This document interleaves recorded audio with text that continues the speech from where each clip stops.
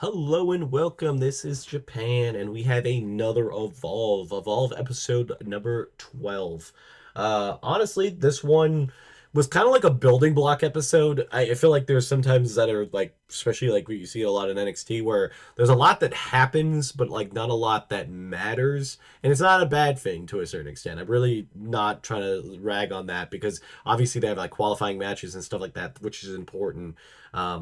But like they didn't really do much of like different than what other matches are. We had a fatal four way in the beginning for the last women's spot in the qualifying fatal four way that's going to be for the title. I think next week or the week after. I think it's the week after. Which it was Kylie Ray versus Arya Bennett versus Chantel Morel versus Zeta Steele. Honestly, the way that they had been working Kylie Ray, I really didn't think she was going to win here because everybody else has kind of had a little bit better momentum. I mean, I'm fine with Kylie Ray winning here. I think one of my favorites is Zeta Steele, so I would have probably wanted her to win. She was kind of who I was rooting for, but I don't think they could have gone wrong with anybody here. I think all four women is great.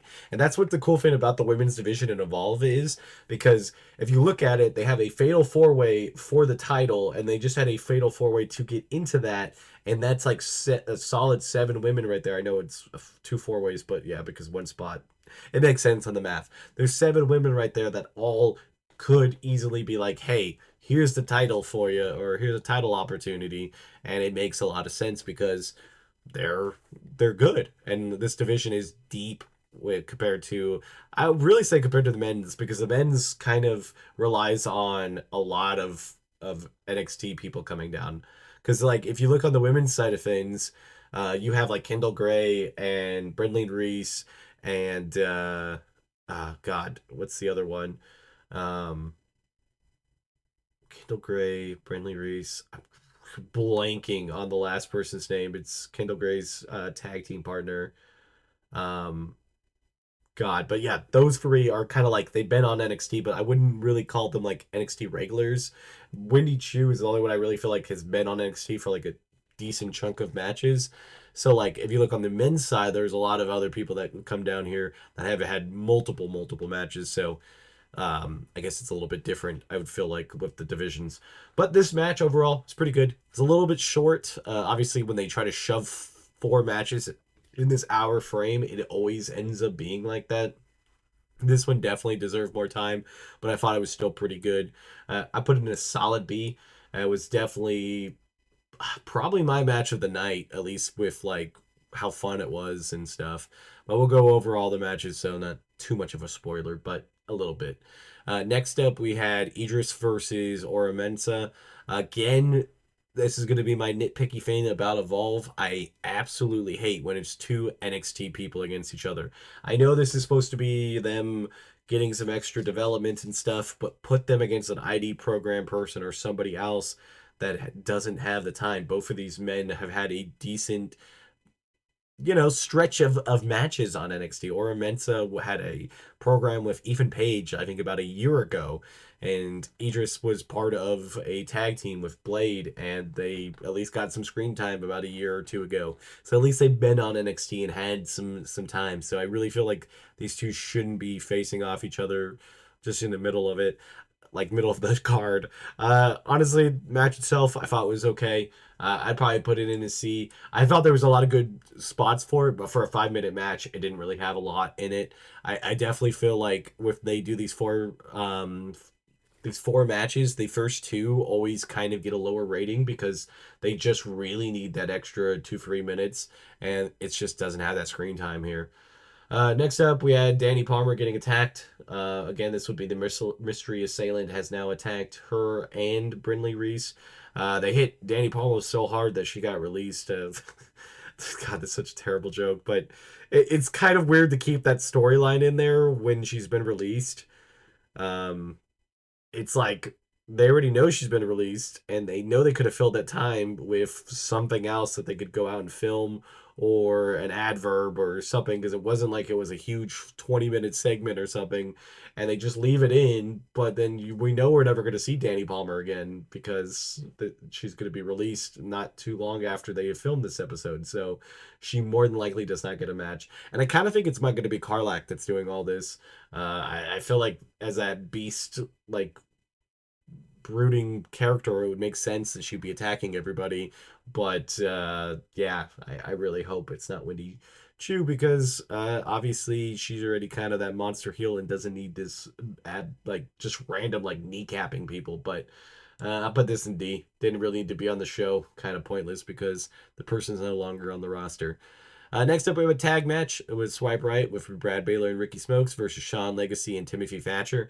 Now, obviously with Swipe Right being the you know the most legitimate tag team on this part of the faction, they won, and I'm not really like against it. I just feel like with Timothy Thatcher, they just, why do they make this man lose everything? He's lost like every match on Evolve, and it's just not been it. Obviously Sean Legacy is still probably like the number one contender to win the title, and obviously just had a match on NXT. That's honestly the only reason why I don't think he's going to win the title, because I think he's going to be on NXT faster than that. I mean, he had a match which he did amazing on NXT, so I feel like just with that, he doesn't need necessarily Evolve if they could literally just use him up in that main, well, I guess main roster, but main NXT area. This match I thought was pretty solid altogether. Just kind of a little confused on like, probably didn't need, like, they could have maybe like done a DQ or something. I feel like there definitely could have been something that would have fit a little bit better than having them take the L here, but it still was an okay match. I put it up a B. I thought it was pretty good. I still think I like the Fatal 4-Way in the beginning better, but I definitely would have liked it if we could have just got a little bit more time. Then we had the last play-in match. Well, not last play-in match, but the main event that was a play-in match for the men's title. Kiana Carver versus Harlem Lewis, the two beast. Um, Honestly, with like the two big guys in there, they and them both trying to like have that power, I think the match itself kind of just felt a little lackluster for me.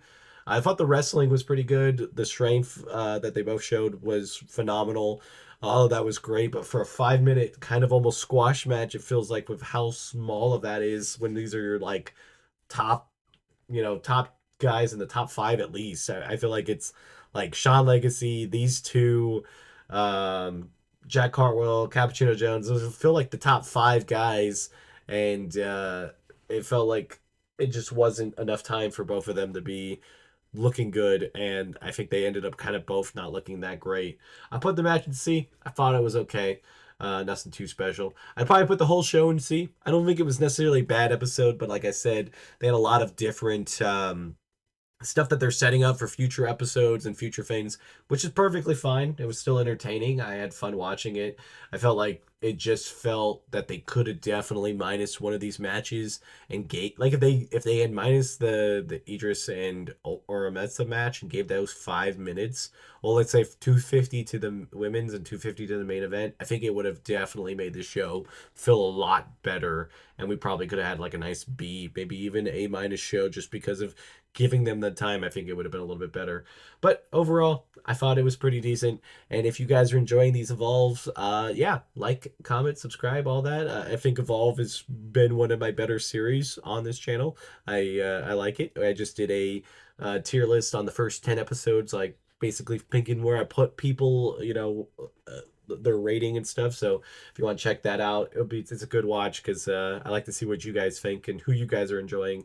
I think, like I said, I think my number one women's wrestler that I'm enjoying the most is Zeta Still. I mean, I liked her in Marigold, so I just kind of have a, not even necessarily a soft spot, but like I've watched her for a good year now in different things, so I think more attached than some of the other wrestlers. And on the men's side, I like Sean Legacy. I think Cappuccino Jones is still my probably favorite. The name, the gimmick, the everything, his aura and everything is great. Jack Hartwell's good. So like I think the men are pretty solid. And honestly, if you look like at a division thing for like men and women, I feel like this is pretty good. Like I think they're in both a really good spot. Obviously, there's like there's only like main event stuff. There's not like mid card, but like if you look at who's at the top five on each side, I think they're in good hands right now. And I'm really excited to see who wins these first titles. I think it's going to be really fun when we get the titles. I didn't expect 13 episodes in that you finally get them, but I think we will. Like I think they will be worth it by the time we get to, I think, episode 15, which I think is when they come out. And I wouldn't be surprised. I really hope we see the ID titles. They haven't had them in done yet, but like it'd be kind of cool to see them defended on here. But it's been Japan. I'll see you guys in the next one.